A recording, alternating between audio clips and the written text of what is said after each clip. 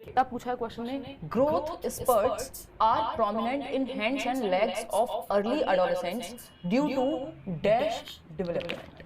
बताइएगा। डैश विकास के कारण शुरुआती किशोरों के हाथ में, शुरुआती का मतलब बेसिकली पूर्व किशोरावस्था कह लीजिए आप इसको, है ना, पूर्व किशोरों के हाथों और पैरों में विकास की गति प्रमुख होती है। पूर्व मतलब हम कह रहे हैं कि जो अर्ली एडोलेसेंस है, जैसे कि टीनेज जिसको हम कह रहे हैं, या WHO कहता है 10 से 19 वर्ष, जैसे ही उसकी शुरुआत हो रही है किशोरावस्था की, जिसको तनाव तूफान का काल कहा गया है, उसकी बारे में कौन सी बात सही है कि जो हैंड्स और लेग्स की जो स्पीड ऑफ ग्रोथ है, वृद्धि, अचानक से जो आपके हाथ और पैर हैं बहुत तेजी से बढ़ने लगते हैं ग्रोथ स्पर्ट में। ग्रोथ स्पर्ट को हम कई बार वृद्धि स्फुरण कह देते हैं। तो उसका आपको रीजन बताना है, ऐसा क्यों है, प्रॉक्सिमल है ये, रिवर्स्ड सेफेलोकॉर्डल कहा जाएगा, सेफेलोकॉर्डल कहा जाएगा, या सेफेलो कहेंगे इसको। सबने अपनी मर्जी से अलग अलग जवाब इसमें देना शुरू कर दिया है और आप गलत जवाब दे रहे हैं। मजे की बात ये है कि 55% लोग गलत जवाब दे रहे हैं। इसको रिवर्स्ड सेफेलोकॉर्डल यहाँ कहेंगे। मतलब क्या हुआ कि जो बड़ी मसल्स हैं इस टाइम पे, जो ग्रोथ स्पर्ट का टाइम है, जो ग्रोथ स्पर्ट का टाइम है, मैं अभी बताऊंगी सारी ही चीजें। ग्रोथ स्पर्ट जिसको हम वृद्धि स्फुरण कह रहे हैं कि बच्चे की आप देखते हैं जैसे वो टीनेज में जाता है 12 से 18 के बीच में, उसकी हाइट, उसका वेट, उसकी मसल्स में स्ट्रेंथ, हर एक प्रकार से उसके जो सेकेंडरी सेक्सुअल कैरेक्टरिस्टिक्स हैं, प्यूबर्टी हिट करती है, बहुत सारे परिवर्तन हो रहे होते हैं फिजिकली, साइकोलॉजिकली, हर तरह से, सामाजिक रूप से भी। इसीलिए इसको तनाव तूफान का काल कहा है स्टैनली हॉल ने। 12 से 18 क्या है, किशोरावस्था। अब इसमें अगर हम देखें, ग्रोथ स्पर्ट होता है कि अचानक से विस्फोट। आप देखते हैं बच्चा, आप 2 साल पहले मिले थे, बच्चा लग रहा था। मैं अपने भाई की ही अगर बात करूं, पिछले 4 सालों में से जो लास्ट 3 और 2 इयर्स रहे हैं, उसमें वो अचानक से बड़ा दिखने लग गया, जबकि वो एकदम छोटा दिखता था, है ना। तो ये क्या होता है, ग्रोथ स्पर्ट है, क्योंकि जैसे टीनेज हिट करेगी, आप अचानक से आपकी जो शरीर की हाइट है, वेट है, वो सब इंक्रीज होना शुरू हो जाएगा। तो ग्रोथ स्पर्ट लड़कियों में अगर हम देखें तो 2 साल पहले होता है, जल्दी ही खत्म होता है, लड़कों में थोड़े लंबे समय तक चलता है। तो लड़कियों के केस में भारत के कॉन्टेक्स्ट में कहा जाता है कि 10 से 13 वर्ष, और लड़कों के केस में जो है ये 12 से 17 तक भी हम इसको मान लेते हैं, या 14 से 17 तक भी कई लोग मानते हैं। 12 से 17, 2 साल बाद लड़कों के केस में शुरू हो रही है। बट ग्रोथ स्पर्ट जो है कि बहुत तेजी से स्फुरण, जो गति बढ़ रही है, शरीर का जो हाइट वेट सब बढ़ रहा है, वो थोड़ा और लंबे समय तक चलता है लड़कों में। लड़कियों में थोड़े कम समय में ये समाप्त हो जाएगा। ठीक, अब ये कहानी है क्या, इसको समझते हैं। देखो, सेफेलोकॉर्डल क्या है, जब आप गर्भ में होते हैं तब भी आपका सर पहले विकसित होता है बच्चे का, बाद में उसका जो बाकी का पार्ट है, धड़ हो चाहे, यानी सर पे पहले कंट्रोल आएगा, स्पाइनल कॉर्ड डेवलप होगी, है ना। ये सारी चीजें हेड टू टो, हेड मतलब सर पे पहले कंट्रोल, बच्चा जब पैदा भी होता है तब भी आप देखते हैं पहले उसका सर पे कंट्रोल, उसका जो सर है वो पूरे शरीर का 1/4 होता है, यानी 25% जो है आपके शरीर का वो आपका सर है। तो आप देखते हैं बच्चे का सर बड़ा नजर आता है, बॉडी आपको फिर भी ऐसी लगेगी। तो ये क्या है, हेड टू टो जाता है कि पहले वो सर संभालना सीखेगा, गर्दन संभालना सीखेगा, फिर ये वाला पार्ट, फिर बैठना सीखता है, फिर खड़े होना सीखेगा, फिर चलना सीखेगा। यानी हेड से शरीर, जो सिर है उससे पैर की ओर। यहाँ पे सेफेल का मतलब होता है, ग्रीक में जो ग्रीक लैंग्वेज है, सेफेल का मतलब है ब्रेन आपका, खोपड़ी आपकी, और कॉर्डल क्या है, जो कॉर्ड है, टेल जिसको हम कहते हैं, पूंछ एक तरह से। तो ये सर हो गया आपका खोपड़ी सेफेल, और कॉर्डल है जो आपकी पूरी टेल है जिससे आपकी पूरी बॉडी कनेक्टेड है। ठीक, सर से पैर की। यहीं पे ही रुकना पड़ेगा क्योंकि हम मॉक टेस्ट की तरह चल रहे हैं, तो नहीं तो एक ही क्वेश्चन पढ़ के रह जाएंगे।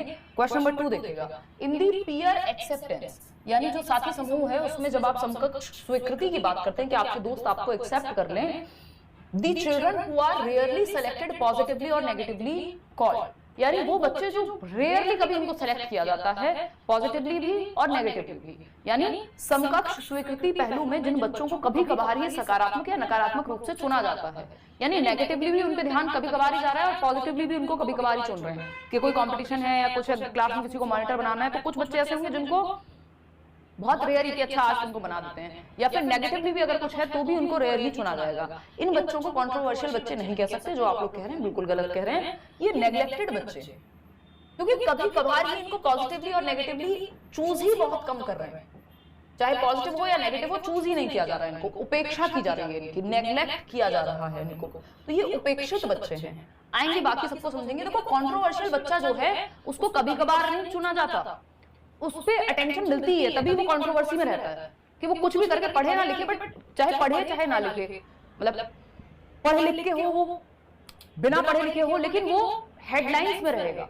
न्यूज़पेपर हेडलाइंस होती है ना, फॉर एग्जाम्पल बहुत ही खराब उदाहरण आ रहा है, बट मान लो आप, it is like Rakhi Sawant, है ना, she is a controversial child. अगर हम क्लासरूम के हिसाब से देखें, पूरी दुनिया को अगर क्लासरूम में बांट लें, तो वो आपको पता है वो इंस्टाग्राम से लेके कहीं ना कहीं से कुछ तो सामने आ जाएगा और वो बंदी आपको कहीं ना कहीं दिख जाएगी। चौथा following does not promote cultural sensitivity in classroom, यानी निम्नलिखित में से क्या कक्षा कक्ष में सांस्कृतिक संवेदनशीलता को बढ़ावा नहीं देता? बताइएगा तराना, बताइए क्या बढ़ावा नहीं देगा? सांस्कृतिक संवेदनशीलता, यानी सभी संस्कृतियों के प्रति हम कक्षा में संवेदनशील हों, मजाक ना उड़ा रहे हूँ कि किसी पंजाबी कल्चर का या किसी और का, मतलब अलग अलग हर तरह का बच्चा आपकी क्लासरूम में है ना, तो आप संवेदनशील हैं। संवेदनशील ना होने का कौन सा उदाहरण है, या संवेदनशील होने के बारे में कौन सी बात गलत है?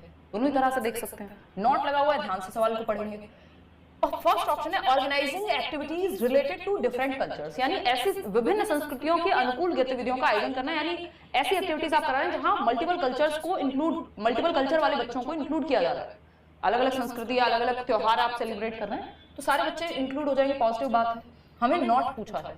Encouraging sharing of experiences by students about their culture, जो विद्यार्थी हैं वो जिस भी संस्कृति से आते हैं अपने अनुभवों को शेयर करें। हमारे यहाँ ऐसे सेलिब्रेशन होता है, हमारे यहाँ ये होता है, ये पहनते हैं, ये फेस्टिवल सेलिब्रेट करते हैं, चलो ये भी पॉजिटिव बात है। सेलिब्रेटिंग हमको क्या चाहिए? नेगेटिव चाहिए, जो गलत है वही सही होगा यहाँ पे। Celebrating festivals of dominant cultures only, यही गड़बड़ कि यदि आप सिर्फ वही त्योहार मनाएंगे जो डोमिनेंट है, यानी मान लीजिए किसी देश में या किसी एक देश की बात छोड़ ही देते हैं, यहाँ पे किसी स्टेट में या जिस भी जगह पे आपका स्कूल है, मान लीजिए साउथ इंडिया में स्कूल है, आप केंद्रीय विद्यालय में टीचर बन गए, वहां अगर कोई ओणम होता है ना शायद वहां, तो वहां का जो डोमिनेंट फेस्टिवल है वही आप सेलिब्रेट कर रहे हैं, जो दिवाली होली है या कोई और मान लीजिए जो वहां पे नहीं उतना सेलिब्रेट होता, उन त्योहारों को आप सेलिब्रेट ही नहीं कर रहे हैं। जबकि आपकी क्लास में मान लीजिए 30 में से 25 बच्चे हैं या 20 बच्चे हैं जो ओणम को मनाते हैं, वो केरला से हैं, बाकी के 10 बच्चे हो सकते हैं जो बाकी अलग अलग पार्ट्स ऑफ द कंट्री से हो। तो उस केस में ऐसा करना गलत हो जाएगा कि अगर मान लीजिए आप यूपी में हैं तो सिर्फ उसी संस्कृति या उसी जाति समूह के बच्चों के त्योहारों को आप सेलिब्रेट करा रहे हैं जो वहां पे ज्यादा है, डोमिनेंट है, तो ये कहना गलत हो जाएगा। तो फिर भी बाकी ऑप्शंस देखते हैं। Accepting and respecting diverse backgrounds of each student, हर बच्चे की विविध पृष्ठभूमि को स्वीकार करना, ये तो अच्छी बात है। तो हमें नेगेटिव चाहिए, नॉट लिखा हुआ था, तो नॉट तो सिर्फ थर्ड ऑप्शन है, और थर्ड ऑप्शन क्या है? सी ऑप्शन में। तो आप लोग इसका मतलब सही जवाब दे पा रहे हैं। यहाँ पे 64% लोग based on their interest, needs and diversity of learners background follows the principle of, यानी विद्यार्थियों को उनकी अभिरुचि, उनकी जरूरतों, उनके अंदर क्या एप्टीट्यूड है, किस क्षेत्र में वो अच्छा कर सकते हैं, कोई स्पोर्ट्स में, कोई ड्राइंग में, कोई पेंटिंग में, कोई म्यूजिक में, कोई गणित में, तो उनके एप्टीट्यूड को पहचान रहे हैं। परिवेश की विभिन्नताओं को ध्यान में रखकर विविध प्रकार की गतिविधियां करा रहे हैं अलग अलग बच्चों को। ये किसका प्रिंसिपल है? ये प्रिंसिपल ऑफ इंक्लूजन है ना, समावेशन है। एजुकेशन फॉर ऑल, हर बच्चे के लिए शिक्षा, एजुकेशन फॉर ऑल, चाहे वो नॉर्मल बच्चा हो, स्पेशल बच्चा हो, हर बच्चे के लिए। Challenges in reading text and comprehending long passages is a challenge for students with, यानी चैलेंज किस में आ रहा है? रीडिंग टेक्स्ट, टेक्स्ट को पढ़ने में, पाठ को पढ़ने में और उसको समझने में जो लंबे पैसेजेस हैं दिक्कत हो रही है। कौन से प्रकार का विकार है ये, कौन सी लर्निंग डिसेबिलिटी है, ये बताइए, फटाफट से जवाब दीजिएगा। आज तो मैंने बैच में भी इवन क्लास नहीं ली, मैं शाम तक भी थोड़ा सा अच्छा महसूस नहीं कर रही थी, तो अभी ऐसे चल रहा है। हालांकि हमारा सिलेबस बहुत ही अंडर कंट्रोल है, खत्म ही हो जाएगा 2-4-6 क्लासेस में, बैच की भी अगर हम बात करें तो टेंशन वाली बात नहीं है। अभी एक आध दिन छुट्टी भी हो तो मैं धीरे धीरे वापस आ गई हूँ ट्रैक पे, समय लगेगा थोड़ा सा, तबियत बिल्कुल ठीक होने में। तो ये डिसलेक्सिया है एग्जैक्टली। डिसकैल्कुलिया तो मैथमेटिक्स में होता है, यहाँ पे रीडिंग की बात हो रही है, तो रीडिंग डिसऑर्डर और पढ़ के समझने की दिक्कत है। हियरिंग इंपेयरमेंट थोड़ी है। डिस्ग्राफिया तो राइटिंग इंपेयरमेंट होता है, लिखने में समस्या। ये पठन वैकल्य है। कंस्ट्रक्टिविस्ट क्वेश्चन नंबर 6 देखिएगा, in socio constructivist classroom what is the primary mode of assessment. एक सामाजिक रचनावादी कक्षा कक्ष के अंदर कौन सा तरीका प्रमुख तरीका होगा मूल्यांकन का, या बच्चे के आकलन का तरीका मुख्य कौन सा होगा, यानी बच्चे को जांचने का सबसे बेहतर तरीका, टेस्ट करने का अगर मैं कहूं कि आपको पता कैसे लगेगा कि बच्चा ठीक कितना सीख गया है, कैसे सीख गया है, ये सब आपको बताना है। फटाफट से बताना है, जल्दी बताइए। मेरी बेटी 7 साल की है और आपकी वीडियो हमेशा देखती है, बहुत बढ़िया सन्नी, धन्यवाद। चलिएगा आप लोग के साथ, हाँ आप लोग के बच्चे देखते हैं, बिल्कुल देखिएगा। तो ये सहयोगात्मक परियोजनाएं कि यानी आप उनको ऐसे प्रोजेक्ट में डाल दीजिए जहां वो एक दूसरे के साथ ग्रुप में कोलैबोरेट करके कोई काम कर रहे हो, और उस टाइम पे उनको ऑब्जर्व कीजिए, उनका आकलन कीजिए। ग्रुप प्रोजेक्ट दे दिया मान लीजिए, उसके बेसिस पे फिर उनको नंबर दे रहे हैं या व्हाटएवर असेस करता है। The most important objective of the assessment of learners is, शिक्षार्थियों के आकलन का सबसे महत्वपूर्ण उद्देश्य है कि आप बच्चे को जांच रहे हैं, उसके पीछे ऑब्जेक्टिव क्या है, उसके पीछे उद्देश्य क्या है।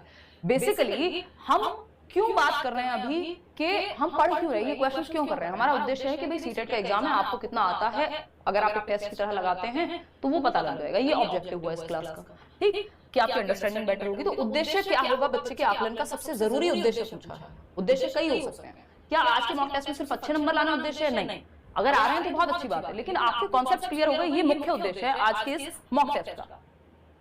तो यहाँ पे आपको बच्चे को देखना है, बच्चे की भले की बात कहाँ हो रही है, वही ऑप्शन बेस्ट है। To reflect on the effectiveness of the pedagogy and modify it to enhance learning, यानी अध्यापन की प्रभावशीलता पर विचार करना। पेडागोजी मतलब टीचिंग मेथड्स कितने अच्छे रहे हैं, उस पे आप विचार कर पाएंगे। इसलिए आप आकलन कर रहे हैं, असेस कर रहे हैं, टेस्ट कर रहे हैं बच्चे को, और मेथड्स में मॉडिफिकेशन की कहाँ जरूरत है, चेंज की कहाँ जरूरत है, वो आपको पता लग जाएगा। तो यही फर्स्ट ऑप्शन हमें अच्छा लग रहा है। फिर भी बाकी should learn personal voice the talk to ourselves that guides our thinking and behaviour. एक प्राथमिक कक्ष में शिक्षिकाओं को व्यक्तिगत वाक, खुद से बातचीत जो हमारी सोच और व्यवहार का मार्गदर्शन करती है, उसको क्या करना चाहिए।